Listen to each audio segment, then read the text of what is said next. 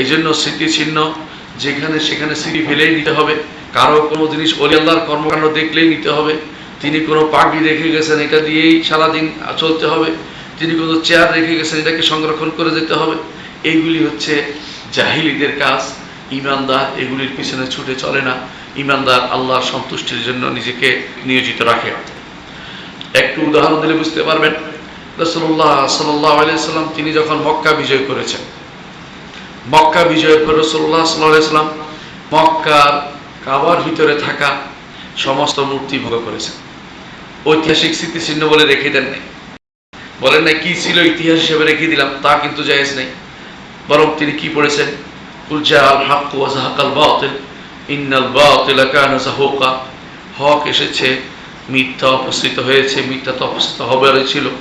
যেগুলিকে না ভাঙ্গা পর্যন্ত তিনি সেখানে ক্ষান্ত হননি। এর অর্থ হচ্ছে এই স্মৃতিচিহ্নের নামে যত শিরকি চিহ্ন আছে সবগুলোকে মিটিয়ে ফেলা ইসলামের নির্দেশনা। রাসূলুল্লাহ সাল্লাল্লাহু আলাইহি ওয়াসাল্লামের রাসূল যখন কাবাতে ঢুকলেন, তিনি দুইটা ছবি ফেলেন। একটা হচ্ছে ইব্রাহিম, একটা হচ্ছে তার পুত্র ইসমাইলের। তিনি মূর্তি ফেলেন। তিনি এই মূর্তি মুছে ফেললেন এবং তিনি বললেন, আল্লাহর কসম করে বলছে, এরা এর হাতে স্বর দিয়েছে, অর্থাৎ তার হাতে ভাগ্য নিয়ন্ত্রণকারী তীর দিয়েছে, কখনো এটা করা বৈধ নয়। সেগুলি তিনি ভেঙে ফেললেন। কেউ কি পিতামাতার স্মৃতি ভেঙে ফেলে? তিনি ভেঙে ফেলেছেন, পিতার স্মৃতি ভেঙে ফেলেছেন। কারণ এগুলি অনুমোদনযোগ্য নয় যে কোনো স্মৃতি রেখে দেবে, মূর্তি রেখে দেবে।